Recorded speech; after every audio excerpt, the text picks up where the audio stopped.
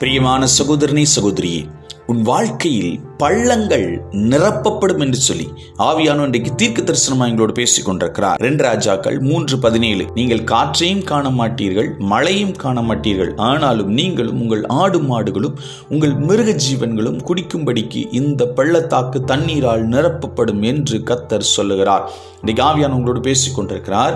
நிறைய சூழ்நிலைகள்ல நம்முடைய வாழ்க்கையில நிறைய பள்ளத்தாக்கு, அதாவது நிறைய வெறுமைகளை நீங்கள் காண்பீர்கள். ஆண்டவர் இன்னைக்கு சொல்றாரு, வாய்க்காலை வெட்டு. என்ன வாய்க்காலை வெட்டணுமா? ஜெபம் என்கிற வாய்க்காலை வெட்டுங்க. தனி ஜெபம், குடும்ப ஜெபம் என்கிற வாய்க்காலை வெட்டுங்கள். விசுவாசம் என்கிற வாய்க்காலை வெட்டுங்கள்.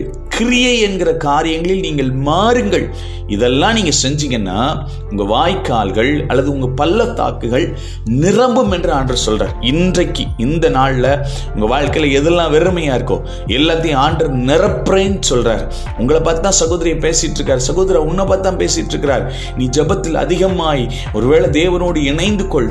உன் வாய்க்கால் நிரம்பும், உன் பள்ளம், உன் முடிஞ்சு போன காரியம் நிரம்பும்னு சொல்லி ஆவியானவர் இன்னைக்கு உங்களோட தீர்க்க தரிசனமாய் பேசிக் கொண்டிருக்கிறார்.